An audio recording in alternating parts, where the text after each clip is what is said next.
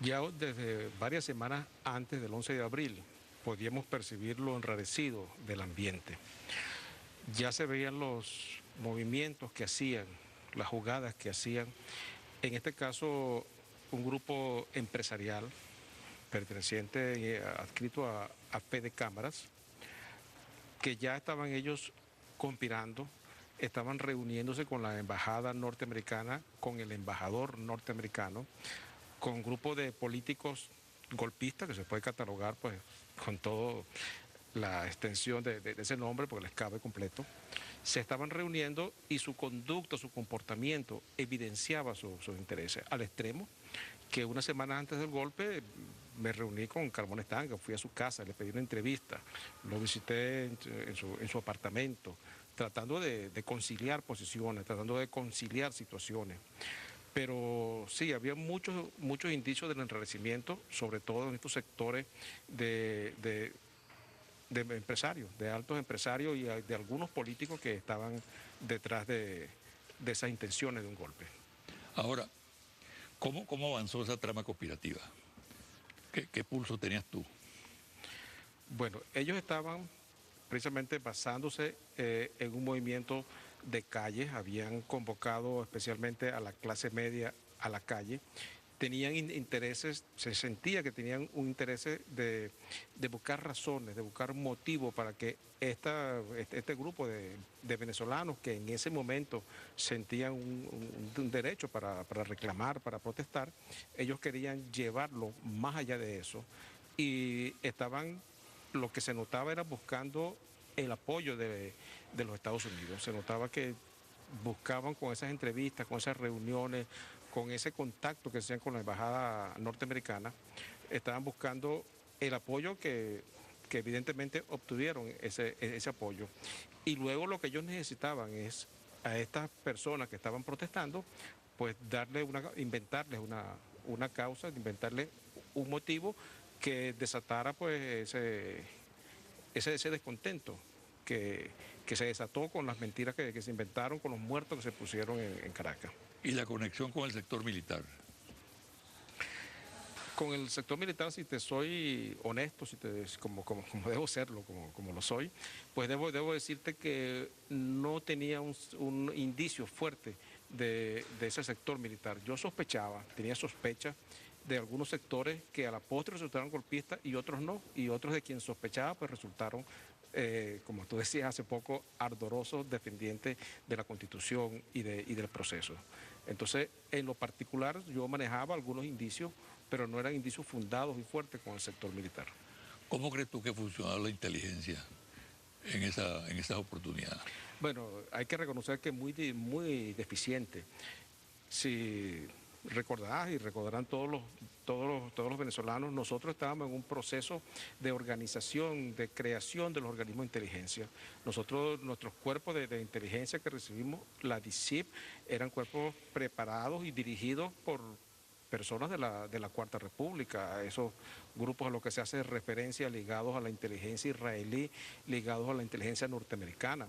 Yo fui a trabajar a la DICIP cuando el presidente Hugo Rafael Chávez recibe sus funciones como presidente. Yo estaba trabajando en inteligencia y allí había una oficina de la CIA y el representante de la CIA y el representante del FBI, y antes no esperó a que llegáramos nosotros, antes estuvo la de la inteligencia israelí, pero los de la CIA sí estaban allí y sí hacían presencia y sí intentaban reunirse con nosotros.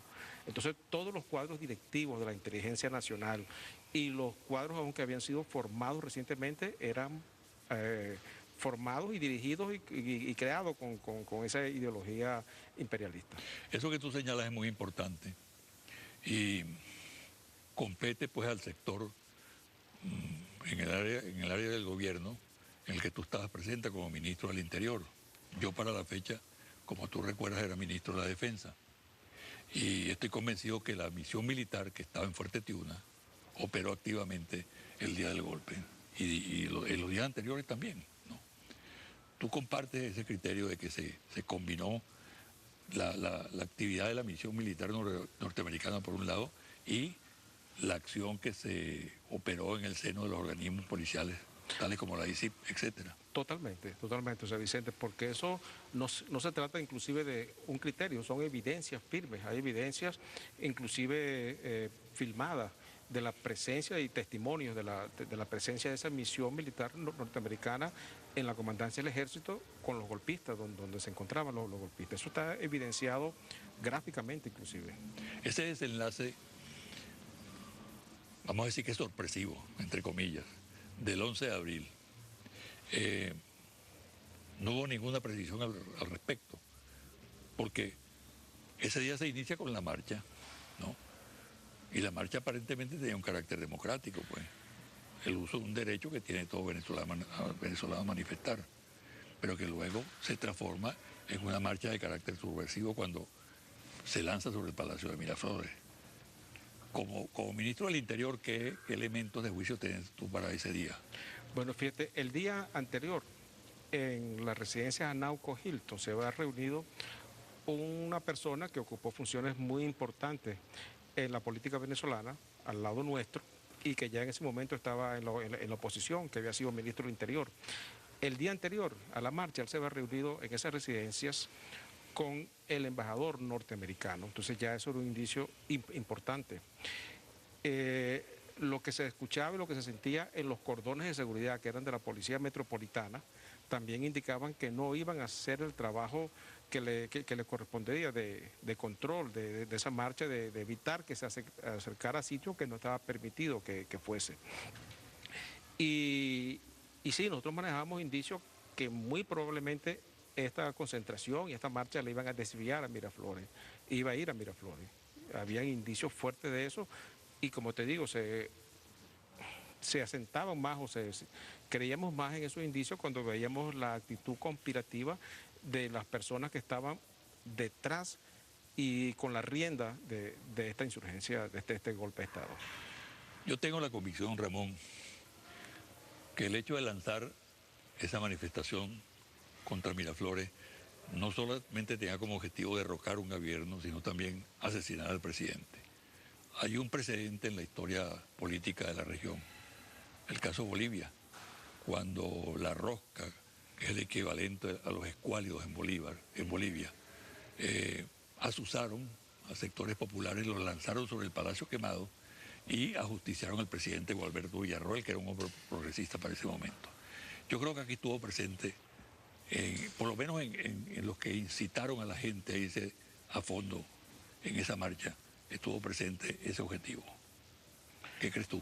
Sí, lo había definitivamente, y conociendo tanto los operadores, que había militares, como operadores, el seguimiento a esos militares, almirantes, generales, quien ya pues habían estaba en una situación como de clara desobediencia, también indicaba lo que venía. Esos operadores que estaban al frente de las marchas eran capaces de hacer eso y tenían el odio acumulado suficiente como para hacerlo. Y eso también está demostrado, se puede decir, con las acciones que se tomaron luego cuando al comandante en jefe, a nuestro presidente Hugo Rafael Chávez Frías, lo llevan a Turiamo. Cuando él lo llevan a Turiamo, hubo intenciones y hubo decisión de asesinarlo.